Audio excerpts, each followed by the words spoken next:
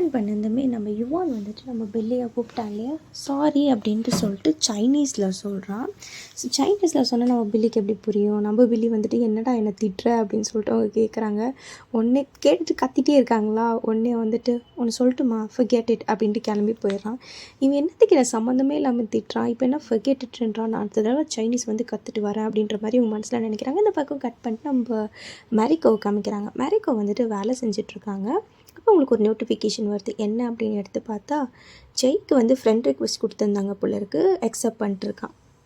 So அதை வந்து இவங்க ரொம்ப பிரமிப்பாக பார்த்துட்ருக்காங்க. கட் பண்ணிட்டு ஜெய்யை காமிக்கிறாங்க. ஜெய்யை உடனே எல்லா பொண்ணுங்களும் ஒரே மாதிரி தான் அப்படின்ற மாதிரி பேசுகிறான்.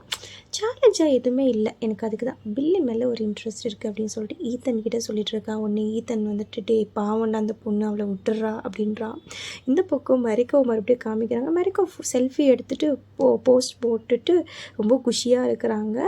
ஸோ உடனே இவர் வந்துட்டு சேலஞ்சே இல்லையே, டேய் நீ கூட நல்லா தான் இருக்க அப்படின்னு சொல்லிட்டு ஈத்தனை வந்து பிரெயின் வாஷ் பண்ணிகிட்ருக்காரு இந்த பக்கம். அடுத்தது என்னாச்சுன்னு நெக்ஸ்ட் வீடியோவில் பார்க்கலாம்.